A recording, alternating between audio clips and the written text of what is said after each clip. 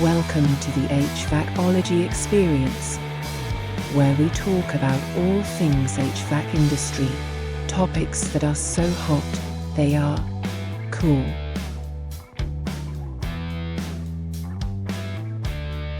All right, we are in episode number 9. Is that right, Kelly? That is correct, Ryan. Yes, thank you so much for helping me keep up with that. Kelly, we have done a very bad job of this. What should people do if they have been enjoying these podcasts? They should like, follow, subscribe, whatever you need to do to make sure you see this podcast every week. Yes. And you know what else I've done a very bad job of doing, Kelly?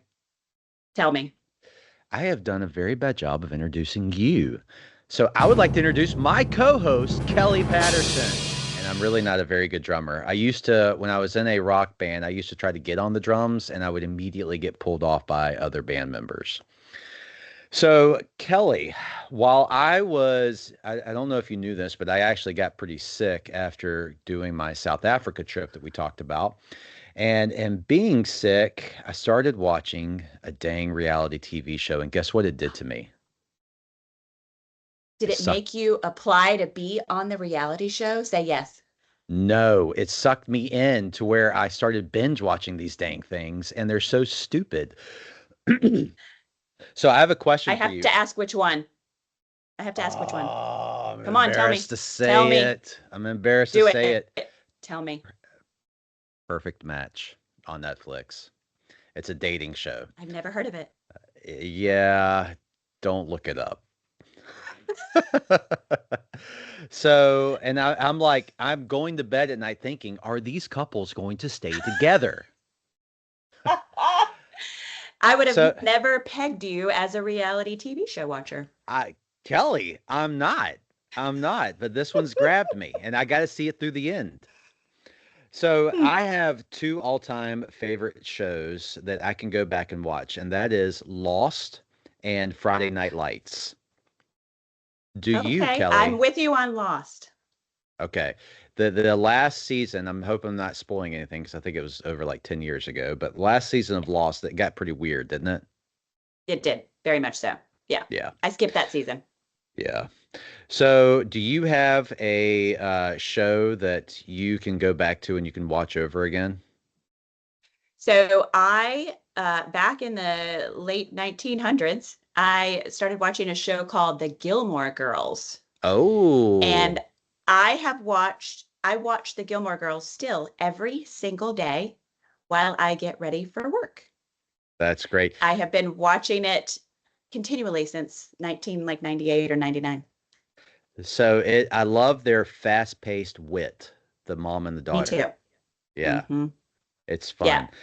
My wife has probably seen the entire from season 1 to however many seasons of Friends. She's probably watched that about 9 times. That's another good one. So what is a favorite movie that no one knows that you actually love? I have one of those. Tell me yours first. All right, I'll tell you mine so that you have time to think of yours. Mine is Meet Joe Black. I actually have that movie almost memorized. Really? Isn't that odd? I don't know. Yeah, it is. And I don't know that I've seen it more than once. So it didn't strike me. I'll have to watch it again. Interesting. Meet Joe Black. Yeah, it's up there with me for Tombstone and Gladiator and Patriot and all those. And then all of a sudden I got Meet Joe Black in there. Huh. Yeah, so I have weird shows so I was never a cheerleader. Mm-hmm. And but Bring It On, anytime it's on TV, I have to watch, I have to sit and watch the entire thing. It's weird, and it's almost like your Perfect Match thing, right? But I have to, every time it's on television, I have to see it. I don't know. All right. Well, bring it on. Good stuff. There we go. Bring it on. Bring it on. So, Kelly, today we're going to be talking about critical technologies with Mr. Brian Lampley. Hello, Brian. How are you today? Doing excelente. Thank you for asking. I am, I'll be honest with you. I mean, I've enjoyed the last 10 minutes of it because I did not realize that I was dealing, the professionalism and the fact that you're just using this as a platform to get recognized and become viral. So I did not realize this, and I appreciate being part of the launch pad of your future success. Well, now you know, Kelly and I, what we're trying to do, our underlining plans. You figured this out. Love it. So, Brian, before we get into critical technologies, one of the questions we like to ask folks is how in the world did you get on that beautiful Mayish day of graduating high school to today from a high level? Got it. So I graduated. So I have lived in North Carolina my entire life. I grew up in rural North Carolina. Graduated as, and I think it's funny that Kelly, because I refer to it all the time as the late 1900s of when I graduated college and school and started my professional career. But graduated high school, had a rough idea of kind of what I wanted to do. There was very much a militarist, military type of a feeling. So I really would have said there was probably at least a 50% chance that I went into the military. But I wanted to go into the Air Force and I wanted to fly, which they would never let me probably wash a plane. But my eyesight kept me from being able to be considered for that.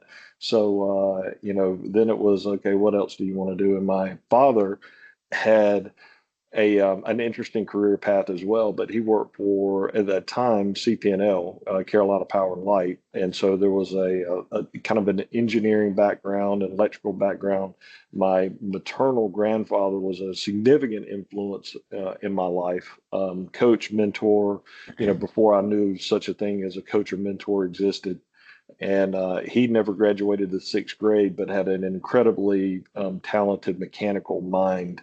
And so I kind of grew up in that environment. So I decided actually went to Sand Hills Community College at first and graduated with an Associates of Science degree and then transferred to UNC Charlotte for the electrical engineering.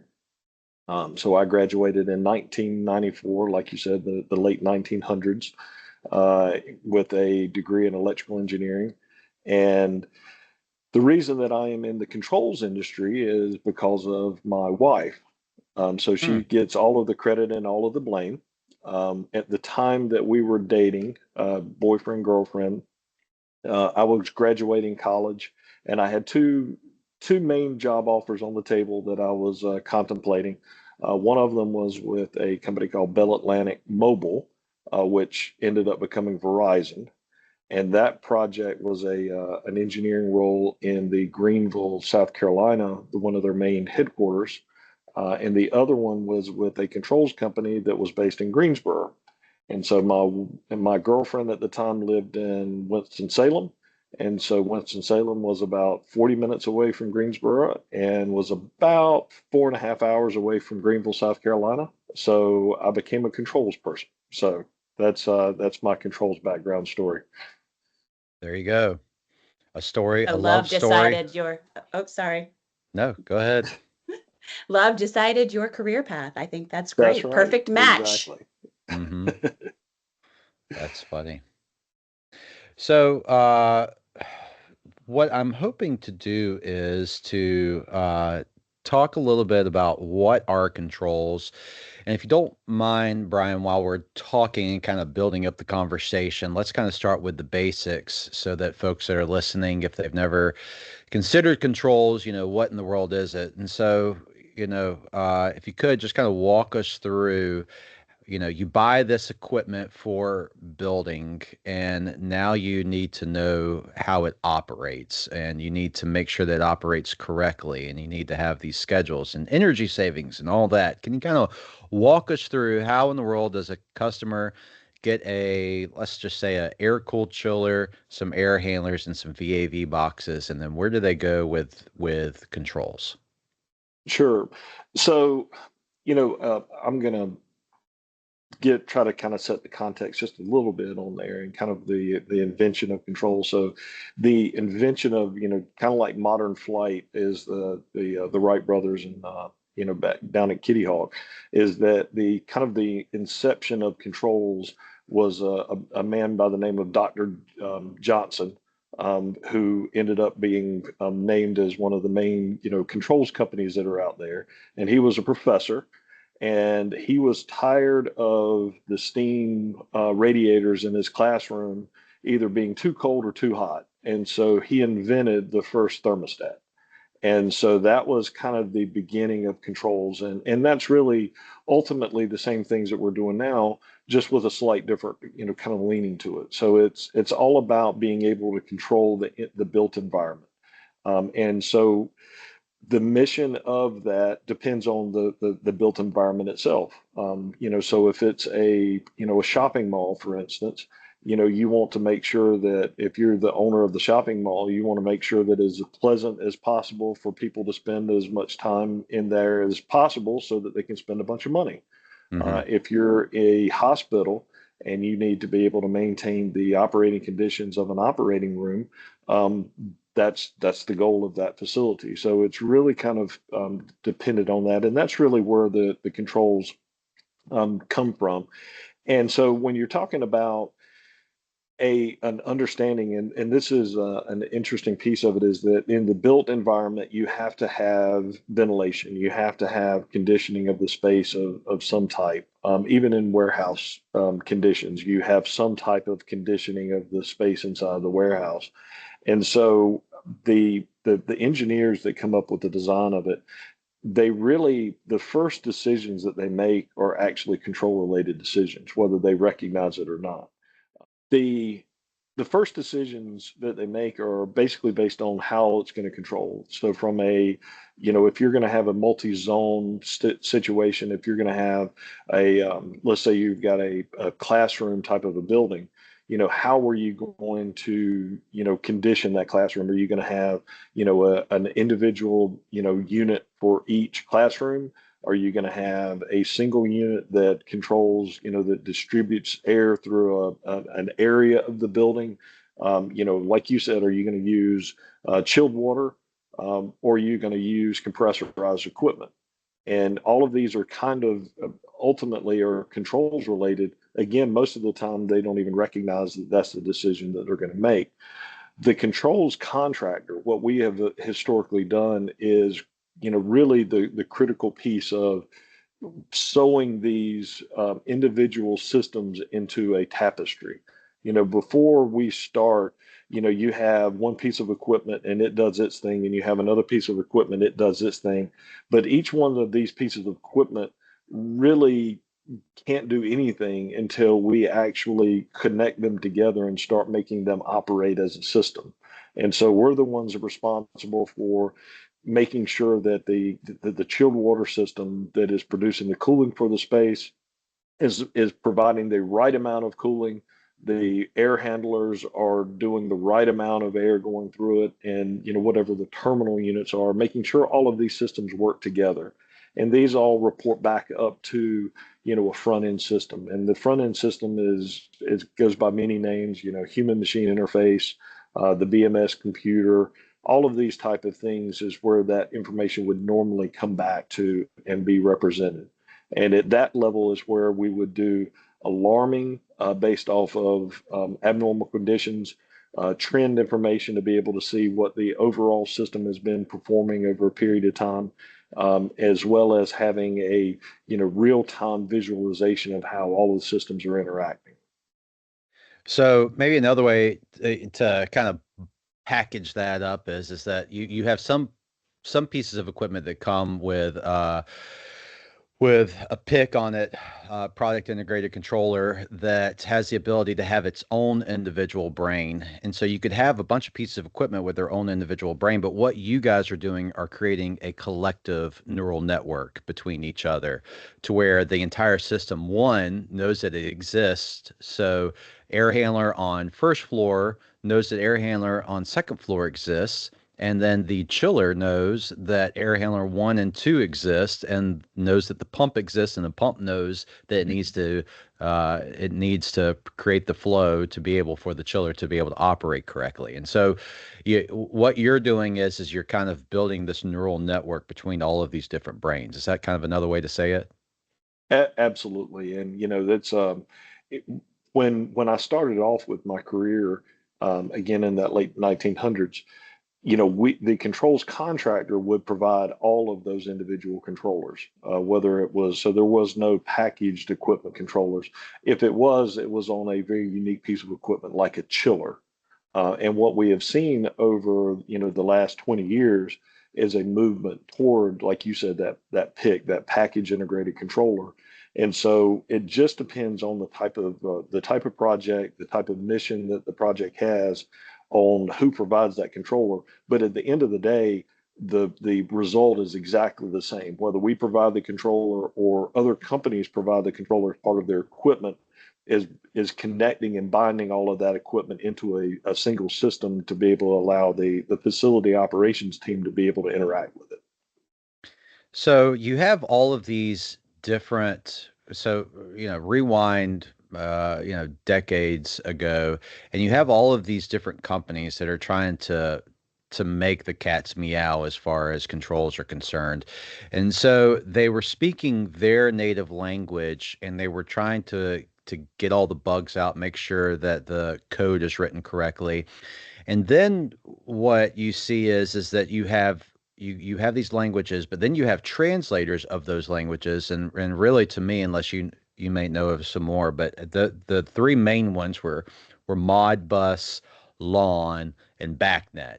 And it seems like the government slash military kind of grabbed a hold of Modbus and LAN, to where the private sector and the rest of the world kind of took on BACnet. And BACnet seems to kind of be the last man standing, if you will, for translators, to the point to where there's manufacturers that are talking native BACnet.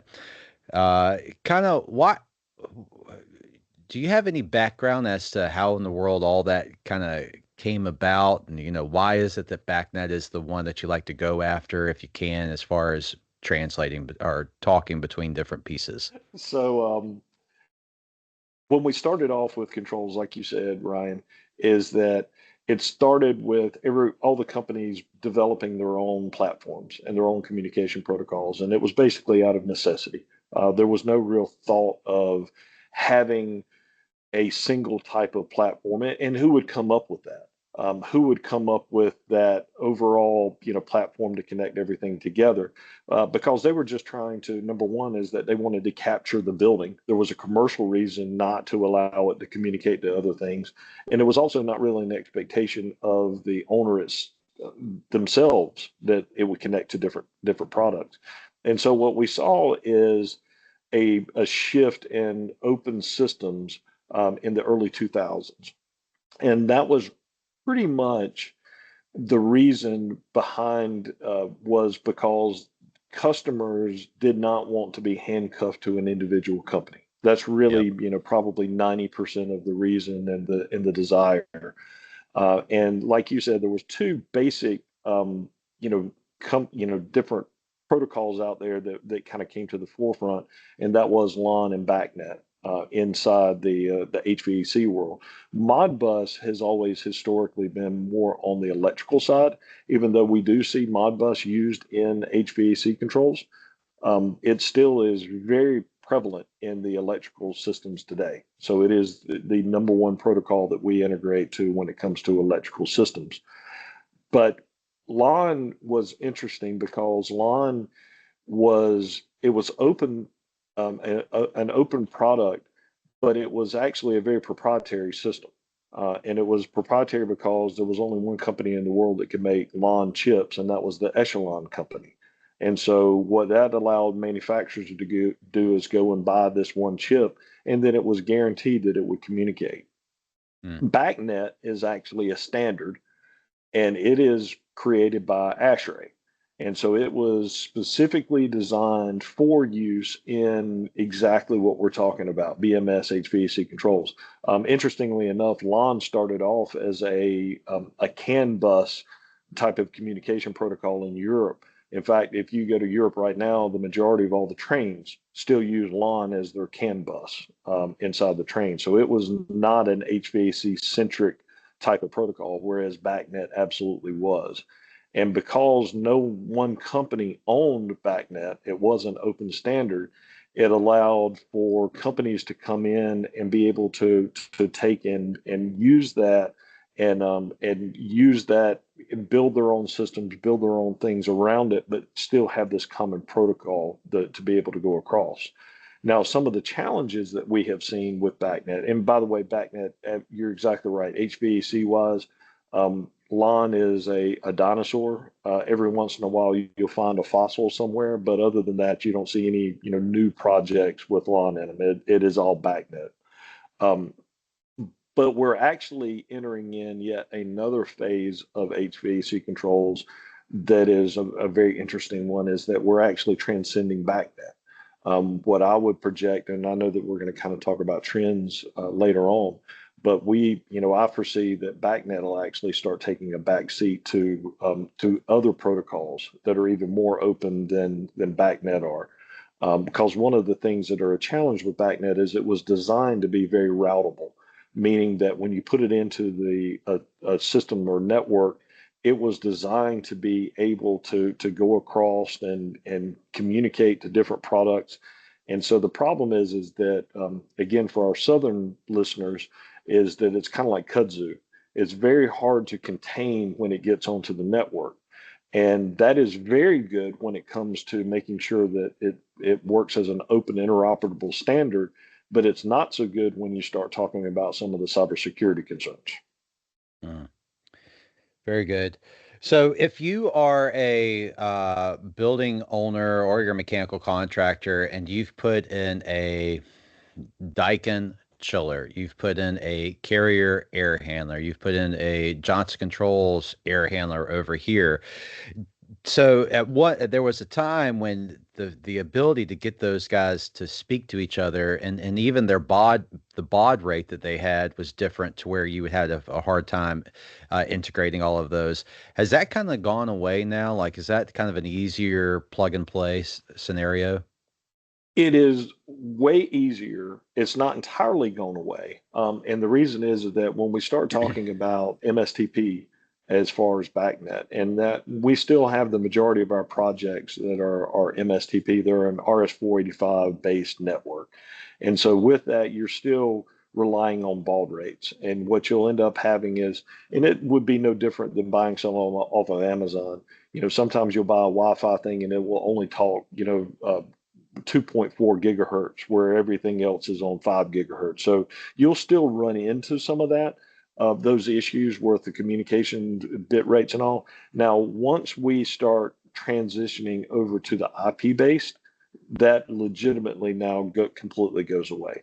So while integrations used to be, very difficult to do, they've become quite a bit easier. It's much more plug and play. It's still not entirely plug and play, but it's quite a bit easier.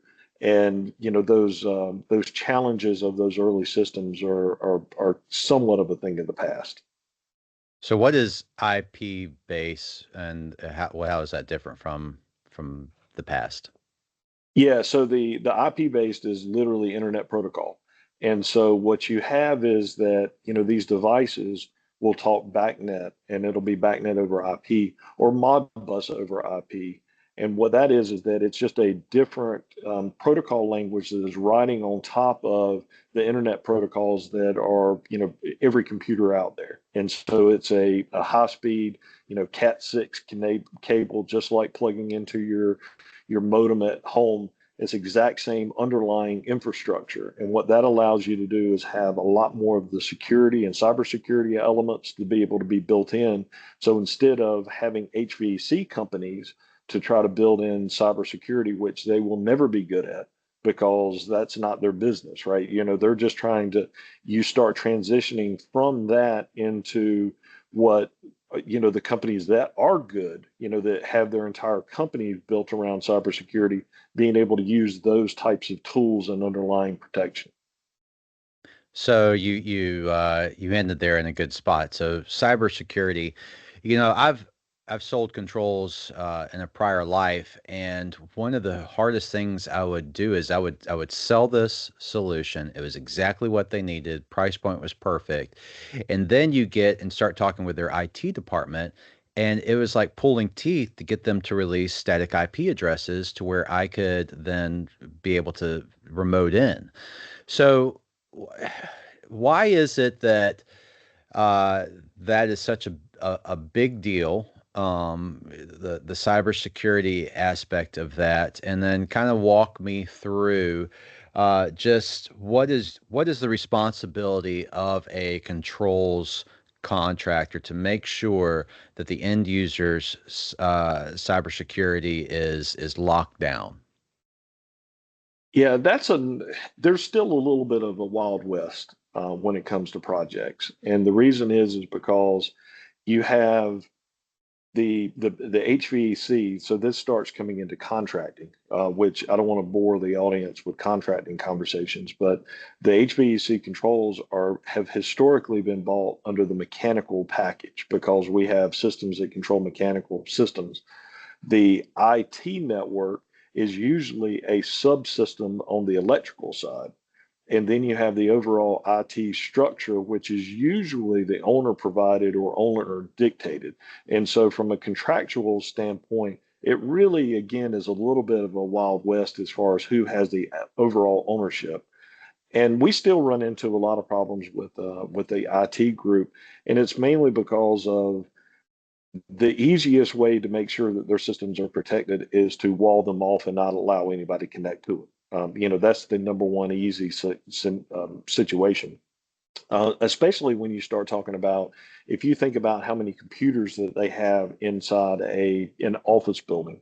And so now you start adding in all of the HVAC equipment. And so you may have, 400 VAV boxes that now need to have an IP address. And so, from a management standpoint, it starts becoming a real burden on them to be able to issue that. And so, one of the things that we like to try to do is propose an IT OT network. And the IT OT network is basically we create a separate network with just our equipment on it, and then we connect to their infrastructure at certain points that become demilitarized zones when you plug in. And so that allows them to have their security only at a couple of different checkpoints versus them having to adopt the security for the entire system. Some of the other things that we've been dealing with is, again, because of BACnet being so routable, ASHRAE has released a standard, and all the companies are moving to incorporate that, which is called BACnet Secure Connect, or BSC. And what that does is allow an infrastructure where basically you only have a couple of controllers that have the phone book of where all of the other controllers are versus a typical BACnet situation where all of the controllers out there will respond to a who is command. One of the fundamental BACnet commands is who is, and if you send out who is on a network, all of the controllers that are not BACnet Secure Connect have a responsibility to reply back that here I am. And so that's one of the things that are a real challenge on the security piece of it. But what we're seeing is more and more of a focus on it, and that's something from a company standpoint. We're looking at bringing on employees that have a background in security that understand that to be able to help us leverage into it. We're also seeing customers that are dictating certain type of switches, usually a Cisco switch that fits into their overall security, the way that they're hardening their internal networks. I tell you, man, I've thought about this. If hackers that are out there in the world, if they took the time to try to do good rather than evil, it would be amazing what humanity could do. I mean, it's Oh, just without a doubt, yeah. aggravating that there are so many villains out there that I'm sure have their version of what they're doing is right. Uh, and it's just disgusting, man. They have, if people knew how much money is invested in just trying to keep the villains out of everything, it's crazy. Oh yeah. I mean, that's one of the things that completely off subject on there, but I'd read that the amount of money that you spend on a new car is about a third of that money is based on you not wearing your seatbelt. The Huh. airbags, the crumple zones, all of the infrastructure that the companies build in, including the loss of efficiency with the weight of all of it, is like 30% of the cost of the car. So to your point, is that we spend an incredible amount of money that nobody really realizes that is spent to try to harden and keep bad actors from creating an issue. Mm. So, uh, if we could transition maybe over from cybersecurity over to the Internet of Things, kind of Mhm. what kind of walk through IoT and what's that looking like in your field? So Internet of Things it's a very interesting topic because there's a lot of conversation about it. There's a lot of groups. There's a lot of attention, and but yet we've not seen a lot of it really hit the marketplace yet in a commercial environment. The interesting thing is that the most Internet of Things implementations that you're going to find are probably in your house, Ron. You have Amazon Echoes or Google Homes or Apple Home Kits, and so it is very expected to see smart things start entering in the home when it comes to smart thermostats and smart sprinkler systems and garage door openers and security systems and cameras, and all of these things are expected to work in the house. And yet in our commercial facilities, we've really not seen that. And a lot of it comes back again to the commercial side, is that you have engineers that, in the specifications, and when we do a bid and spec type of a project where a owner has gone out and hired an engineer to create a set of documents, a set of plans and specifications that they go to then have people bid on. Um, I mean, these specifications are so old. I mean, it is not atypical to see that you're required to provide a dot matrix printer and a Pentium, processor computer. And so if they haven't updated their computer spec in the last 10 years, you can imagine what, the Internet of Things portion of the specs are going to look like. That Hmm. being said, it's without a doubt is coming down the pike. And that's really what comes back to, we were talking about the communication protocol, and BACnet being the driving communication protocol in the HVAC world. What we're seeing now is more and more of a shift or potential shift into API communications, which again are the things that apps use to be able to communicate to each other. And we're seeing that again move, and that's going to be able to help facilitate the Internet of Things. And we're seeing the really a lot of out of the box creative thinking when it comes to because if you really think about it, from the very beginning of DDC controls, HVAC controls, what we've been doing has really not changed. The type of controllers that we've used, the type of infrastructure we've used, what the graphics look like, all of this has changed, but it still comes back to the stat on the wall that is trying to measure temperature appropriately. And all of us have been in a conference room where it's either been way too hot or way too cold because of this stat sitting on the wall.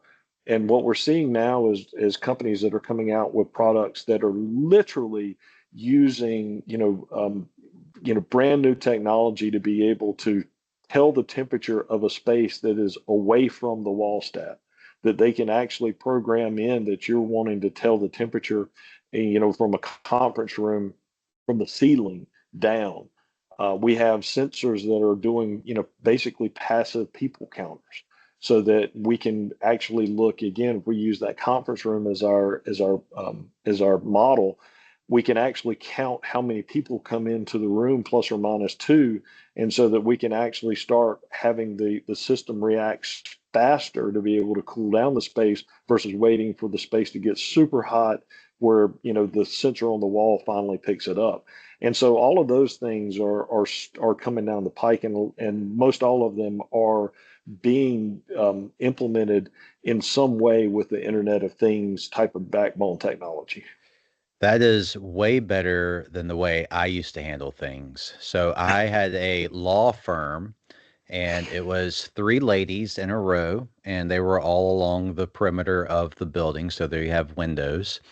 And one is comfortable, one is freezing to death, one feels like she's on fire all the time. And they complained relentlessly. And what we did is my installer says, "Hey, I'm just going to put a dummy thermostat in each of these." We put those dummy thermostats on there. There was only one that actually was real. Never told them anything different. And all of a sudden, everybody's fine. Everything's fine. Yeah. I Yeah. claim that's I what would they've love done to in my office. I'd love to say that I've never installed a dummy thermostat, but that may not be a true statement. Hey, hey, Mean. if it makes you happy, it can't be that bad. That's right. That's a song. It is, yeah. So, Brian, we've kind of gone through a mixed bag of things within your industry. Oh yeah, yeah. But before we get off the Internet of Things, if one more thing, artificial intelligence. Sure. I'd be remiss to not bring up that hot topic. I mean, I think, Kelly, I think if you just put the word artificial intelligence in the text of I whenever we will. do this podcast, I have a feeling that people will click on it just because those two words are in there. So Absolutely. artificial intelligence, Brian. So we talked about Internet of Things, cybersecurity, kind of making it to where our buildings, our homes are smarter. Where do you see in your industry artificial intelligence starting to come into play?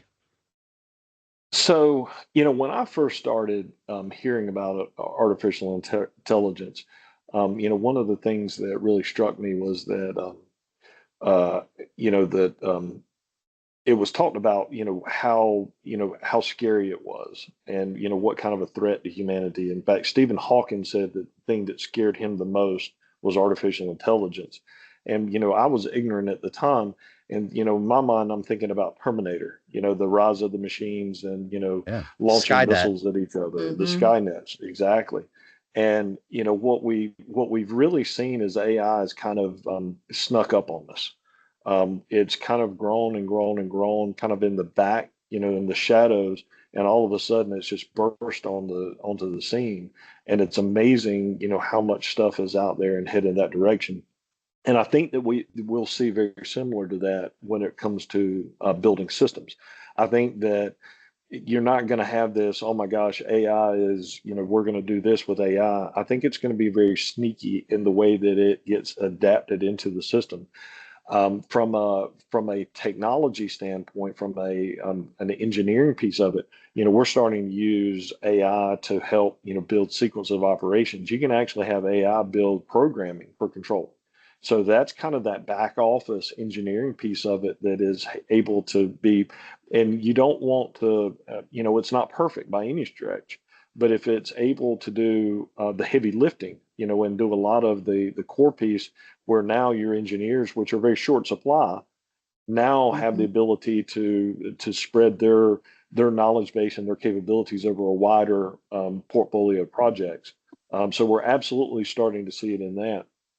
From a equipment standpoint, the things that I were talking about as far as being able to tell the temperature away from the thermostat, several, 10 feet away from the thermostat, or be able to do the people counting inside the room, that actually is all being powered by AI. There's not a controller that is, a building controller someplace. It's actually being done by AI that's in the piece of equipment itself that is doing that. So from a programming standpoint, that takes, we could never do that. And there's not enough time in do we have the people that are talented enough to do it? Absolutely. But nobody would ever pay us to do that type of integration. It's got to come in the device, and then we can utilize that information. It also, I feel like, is going to be huge when it comes to real-time diagnostics and fault detection. Because right now, again, from a manpower standpoint or a resource standpoint, you can't find educated. So when it comes to operating a building, is unfortunately you have to know so much about so many different systems. You have to know a little bit about plumbing, you have to know a little bit about HVAC, a little bit about refrigeration, a little bit about electrical, and being able to get this portfolio of knowledge base is just a real challenging thing. And then if you do collect all of this information, then your value is probably more than they're going to want to pay for that FICOPS team, just being, completely honest. And so by allowing these systems to now all of a sudden have the built-in fault detection, and there's already, real time with different products like SkySpark, and which are incredibly effective, but you have to sit down and program all of these rules versus AI. What we're starting to see is companies that are utilizing AI to basically build in the fault detection into the system. And I absolutely foresee a chance where you have a FACOps person sit down at a computer for the typical HMI and say, he doesn't know what it needs to do, but he needs to say, I need to make Kelly more comfortable. She's complaining, that it's hot in her room, and literally typing out something in that type of a sentence, and the system coming back with, "This is what you need to do. Click here to do it." And we absolutely are going to see that sometime, and I don't think it's going to take, the shift from proprietary systems to BACnet. That took, a good 15, almost 20 years to really have that full shift. We're not going to see that kind of time. This is almost like, when it came to high-speed networks, going from dial-up, modems, to lease line modems, and it took, roughly 20 years. And, one of the things that they said was that the phone companies were protected because of how long it would take to do this. With the cable companies, this old, cable company, it's going to take them, 2 decades. It took them about 3 years, to get the system adapted. And I think that you're going to see something very similar to that, is that this revolution is going to happen very quickly, way quicker than anything else that we've really seen. Yeah, I think you said something the key word you said in there is that AI is not perfect yet. And I think when that yet goes away, and it's pretty close to perfect or better than what human capabilities would be able to do in situations, I think you and I are going to have a lot different conversation about that. Oh, without a doubt. And the bad part about it is kind of like, autonomous driving cars, is that they're not, like you said, they're not perfect, but they're already probably better than 90% of the drivers that I interact with on the road. So, if they continue to get better, it's going to be a pretty short jump. You mean the drivers on the road that have their face down looking at their screen? Oh, absolutely. Right. Checking their Facebook status. Dude, I mean, the fact that people are willing to utterly risk their lives so that they can look at their Instagram blows my mind. I've seen people going 90 miles an Insane. hour with their face down in the screen. I've Yeah, seen weaving in and out videos. of traffic. Yeah, I've seen videos of these people that have the cameras in the back and the front that will show people looking down as they just ram into the back of them. Yeah. It's sad, man. I mean, It's nuts. with the way we are right now with the dependency of the phones, you almost have to have autonomous driving vehicles to Yeah. as far as the future is concerned. It's going to be a need, not a luxury, Yeah, because we're without a doubt. incompetent. Yeah. So, um, thank you. So we now we've gone through the mixed bag of things as far as in your industry that I was wanting to kind of pull out of you, Brian. So now let's actually get to what you do. Critical Okay. technologies. So what in the world is critical technologies? How is that different from your typical controls provider? So we started doing projects, and it's we have elected to paint critical technologies with a very wide gray paintbrush, and that is done deliberately because what we have done these projects for, really starting in 2006, so almost 20 years that we've done these types of projects. And but what it was doing is that we figured out that the types of projects that we're talking about, and typically what we're talking about is manufacturing, it's BSL-3 labs, it's data centers, it's microelectronics manufacturing, it's heavy manufacturing, it's battery manufacturing, it's food production. It's these types of projects that our traditional business had not been doing before. And so what we wanted to do is create a group that was more nimble to allow us to approach these projects and be able to be more in tune with what the needs of the customer and the projects are, and also be able to deploy some of these new technologies, being able to deliver this and do it in a way that is really difficult to do with a large scale company. When you're trying to retrain your entire organization, that's a big heavy lift. And so what we decided to do, instead of trying to do that, we would just create a new separate entity that was kind of focused on that. And so that is our group. So there's a few, kind of hard and fast rules. Any of the PLC projects, any of the SCADA projects are going to automatically be a CT project. We also do DDC type of projects, but those are going to be, specifically when it comes to manufacturing, or there's something unique and odd about the delivery. It may even just be schedule based. So let me Something stop. that has to be delivered in a very short period of time. Yeah, let me stop you there. So you said a lot of acronyms there that maybe Sure. some of our Okay. listeners. Sorry. No problem. So PLC, what is that, and how is that different from the other things that we have been talking about? And why is PLC kind of a buzzword that seems like a lot of the bigger entities are very much interested in? Like, what is it about it that's attractive to them? So the PLC stands for programmable logic controller, and they've been around forever. In fact, they really predate BMS, DDC, as far as their lineage goes, and they have historically been used in the industrial manufacturing side. And what really separates them, if you were to go back and write a specification as it applies to HVAC controls, the difference between what we would consider DDC, which is a commercial type of control, versus a PLC, they have a very similar function. In fact, it would be very difficult if an alien came down and you were explaining it. It would be very difficult to explain the difference. But the difference is pretty significant when it comes to deployment. The PLCs are more robust. They go through more testing. They go through, the mean rate of failure is significantly less than DDC, which DDC controllers are basically kind of considered to be a commodity, mainly because when their implementation on equipment is not critical enough that if they go out, that it causes significant problem with the for whatever the process is. And if you were to think about like a historical use of the PLC, let's say it's in an oil refinery, you can't have that PLC go down. If you have that down, then you're in significant problem either in safety or in production. So you can't have that device go down. Versus if you've got a VAV box in an office building that all of a sudden goes down, it's a problem, but it's not causing significant problems. So that it's really that kind of that focus on it.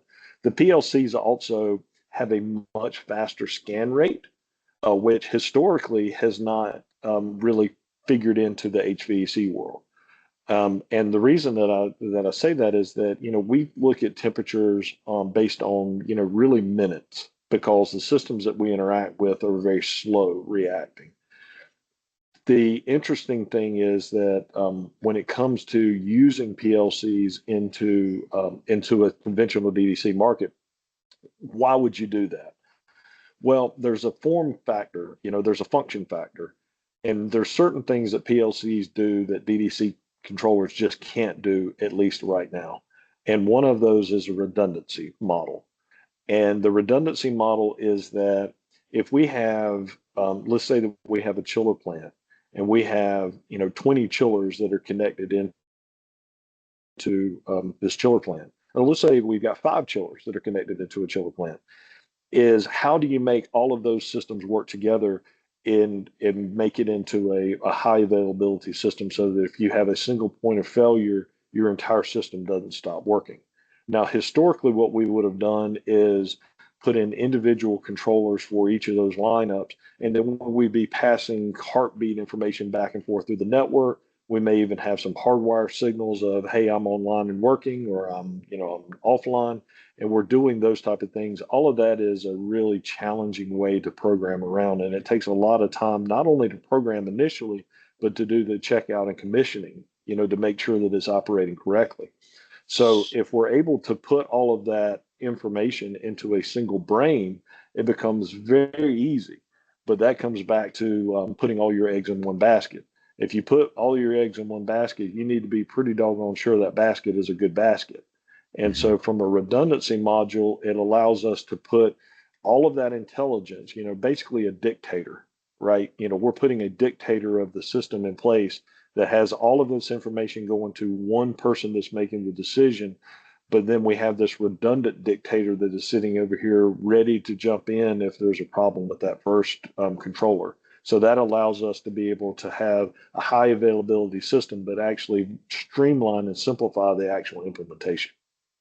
Mm-hmm. So you said DDC. Can you go through that acronym real quick? Yeah, that would be a direct digital controller. For our scenario is that it really comes back to the commercial line. It would be the things that you would see from the typical commercial companies like the Honeywells, Johnson, Siemens, Schneider. It would be that type of a controller versus the PLCs that would typically be, again, Siemens, but a different Siemens. Rockwell Automation, Omron, Hitachi, those types of platforms. Mm. You Very also good. mentioned SCADA. What's SCADA? So SCADA is system control and data acquisition. And again, very similar to DDC versus PLC. If you were to write a spec of what we would typically do with our HMIs, the human machine interface, what the actual FACOps team interacts with the system, through the computer, the specification would be very similar. But the way that they go about it, again, is very different. The DDC side, and we'll just kind of use that because there's somewhat of a misnomer in the industry that if you go SCADA PLC, they're kind of connected, is that you have to have PLC and you have to have SCADA. Or you go DDC where you have DDC hardware and then you have a DDC front end. And that's not the case. We can absolutely use PLCs in a DDC environment and it works just fine. And exactly the same way, we can put in DDC products and pull them into a SCADA environment. In fact, most all of the projects that we do have PLCs, we're going to have a DDC portion of it that we're actually pulling that across. So it's a difference of kind of mindset on that. But on that SCADA side is that the DDC piece of it, again, kind of grow from that, that original thermostat that Dr. Johnson created. And it was built around the person that was consuming that information, that typical back ops person. And so we went from that proprietary type of front end to a web-based front end. And really what you saw was growing in that person that was interacting, they basically were wanting to interact with it in a real-time scenario. They wanted to be able to see what was going on right now. And then they wanted to have enough alarming trending to basically get them through a long weekend. So if they show up on Monday after Thanksgiving, they want to go back about 7 days to be able to see if something happened and be able to figure it out. And that's about what they needed. On the SCADA side is that they approach it from a database standpoint. They're basically about, trend information, being able to have the historian And it's there because, again, where they were being used is that if you're talking about an oil refinery, you're talking about, a pharmaceutical manufacturer, and you need to be able to have this data, years from now that, the FDA comes and says, hey, we see this product, we've seen this lot, what happened on this day, 3 years ago, and you need to be able to provide that information. So from a regulatory standpoint, it had to be very robust. And so they approach, the DDC world has typically approached it from a real time, and the SCADA world has really approached it from the historical, the trending side of it. And so what we found is that, again, technology has led us to be able to be, because of our background of being mostly HVAC, we're able to implement the SCADA side in a different format and a different flavor than our competitors have, because they're used to usually being either DDC or on the SCADA side, which is much more process centric. So we're able to bring a little bit different flavor using the same technology. Mm-hmm. So there was a lot there, and I appreciate that. So with critical technologies, you have to have the ability to I think be nimble is one of the things that you mentioned there. And so correct me if I'm wrong, but it sounds like maybe with PLC, you have the ability to more grassroots build exactly what it is that the end user needs versus canned subroutines. Where Absolutely. Yeah. So a DDC controller comes off the assembly line knowing that it's going to be applied to HVAC equipment, even if it's what we refer to as freely programmable, meaning that you can put any program in it, that it has HVAC centric tools and platforms and profiles that are built into it, versus a PLC that can literally be used for controlling an air handler or chiller like in an HVAC, but it also can make cookies if you're at Kellogg's. So it really is a blank piece of paper that you can write anything that you want to on it. Yeah. Very good. And then also, critical technology seems like it would be something that you'd have to have a lot of N+1, N+2 kind of redundancy, backup to the backup to the backup. Do you see that a lot in some of your customers? Oh, absolutely. And that's really where, even projects that, we're working on a project right now that the original design was based off of DDC, and it is a high availability data center. And, we were afforded the opportunity to bring a different solution in front of them. And so while we're using DDC inside the building for the air side, we actually converted their chiller plant into a PLC based chiller plant because of the same reasons that we're talking about, is that it allows us to, it is more expensive hardware. There is a cost premium on the hardware, but from a simplicity standpoint and a simplicity of testing and the ability to be able to grow. So the initial build out is 8 chillers, but the final build out will be 40 chillers.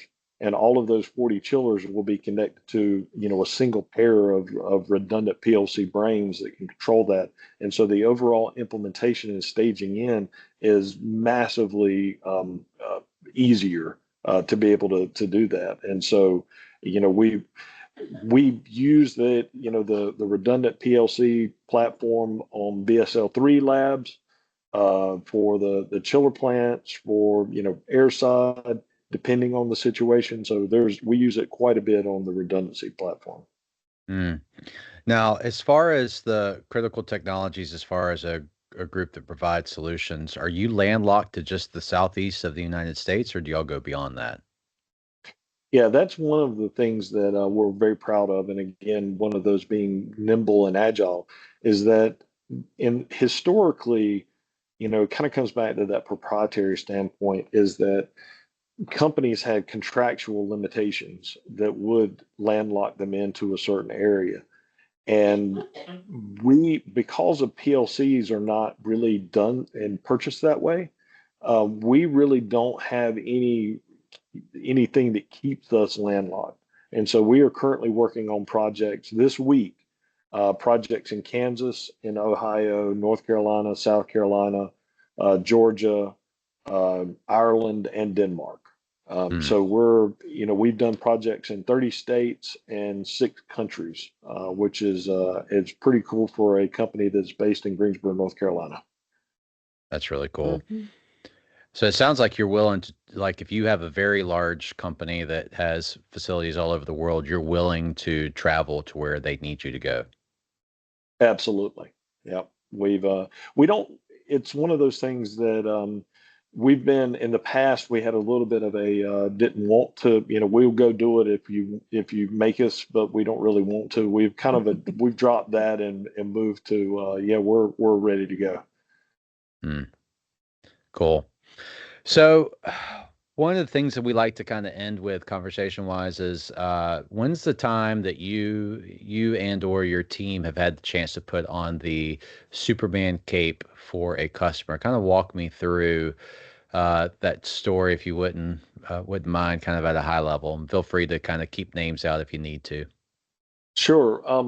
One that kind of makes sense that I was actually just talking about, that's a very cool implementation, is that we got one of our salesmen was looking for a project that was in South Carolina. They were having trouble getting information about, hey, we had understood we had a good price and we want to do the project. So he reached out to the COO of the general contractor, and the COO said, yeah, we'll get that to you, but that's not the one we need. We need you to come look at this other project. And so we got invited to go, and literally that was on Friday. We show up on Monday, and we look at this data center, and it's an existing data center that's being retrofitted, interestingly enough, for an AI customer. And this is February of this year. It wasn't even early February, it was late February of this year. And they were in the process of completely outfitting 14 megawatts worth of data center, which would typically take, roughly 9 months or so. They turned on the servers in the first week of June.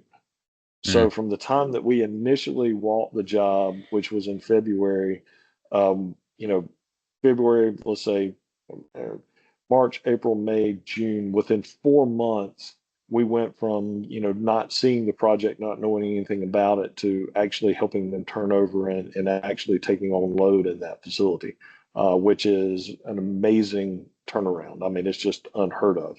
So that's, from a team standpoint, being able to put on the Superman cape, and that was one that, again, we were basically in a design build. So not only were we implementing it, we were designing it during that same period of time. And they originally had designed it or looking at a full DDC implementation. We actually presented to them, and they ultimately accepted putting PLCs in for the chiller plant, DDC in for the air handler, and then using a SCADA system as an overall interface to both the HVAC as well as the electrical power monitoring system, and being able to implement it. So it's a really cool project all the way around for the speed and also the application of these servers, which being able to have these servers were, when we walked on the job site for the first time, literally there's servers as far as the eye can see in the hallway waiting for the facility to be built out, and each one of these servers is $280,000 a piece. Oh wow, that's a lot of moolah. Yeah, there was my understanding is that there's 1,000 systems in that one data center on there. Wow. So Kelly, do you have any questions for Brian before we conclude? I think that you guys have covered it all spectacularly. Kelly, is there something new that you learned from this conversation? So I actually took notes during this conversation. What? Because I took so many notes. I have been waiting for this conversation for weeks. The difference between PLC, DDC, and SCADA are not all differences, right? Or how they interconnect, but I have extensive notes on all of that. So excited. Cool. What I have found pretty interesting is that I've had younger people in our industry that have called me and said, "Man, I've been listening to this because it helps me understand what in the world our industry does." And so, Right. Brian, I appreciate your time. I appreciate explaining a lot of things to us that Kelly and I both needed to learn, and grateful for you, sir. I would like, if you don't mind, kind of a parting shot, and this is because, again, making it relevant. When it comes to people that may be considering a career path in controls, I can say that this feels like one of those stock market things. Is past performance doesn't indicate future success. But if you get into the controls industry, you will never not have a job. Anybody that is worth their salt as a controls person will always have a job and have opportunities. It's been, no matter what the market is doing, you're going to always have a job, because there's just not that many people that understand it. And I mean, it is a very valuable resource. The other piece of it is that when it comes to education, one of the things that we have recognized is that historically we've gone to engineering schools or tech schools, and we've looked at people that have mechanical backgrounds or electrical backgrounds and looked for them. And while we still absolutely love those, electrical engineers love more electrical engineers.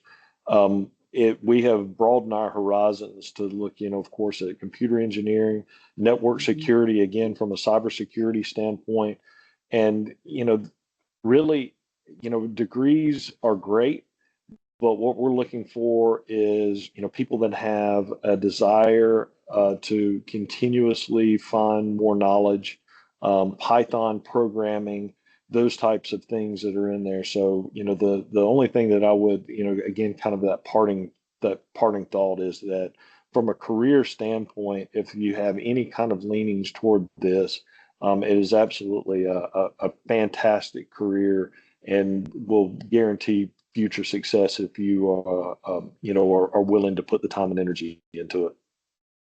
Very good. That is very true. People that are, different stages of life. Actually, I've seen younger people who grab a hold of this. I've seen older people later in their careers. They're like, man, I don't like what I'm doing, and have switched and been successful. The key is to be curious and to be interested in it. And I think that's how you go about becoming excellent at whatever it is that you're doing. Well, very good. Thank you, Brian, for being with us today on HVAC-OLOGY. And that concludes episode number 9. Bye, Kelly. Be sure to like. Bye. Be sure to like, follow, and subscribe. All right. Thank you. Smash that like button. Smash it. Smash it. Took a rocket past Saturn. Things don't seem to matter much to me anymore. Got lost inside a daydream. Get sick of all schemes they play on their machines. I lost so many words as I got older. You would have thought I would have stored them, and I'm on your love folder. I accidentally wrote these words down. Thought all the best of me faded in an endless sea. But you always bring me back at your blue eyes. 20 years of staring at that freckle on your left shoulder. Who would have thought all I needed was to think of you to bring back the words inside? But you always bring me back at your blue eyes. 20 years of staring at that freckle on your left shoulder. Who would have thought all I needed was to think of you to bring back the words inside of me?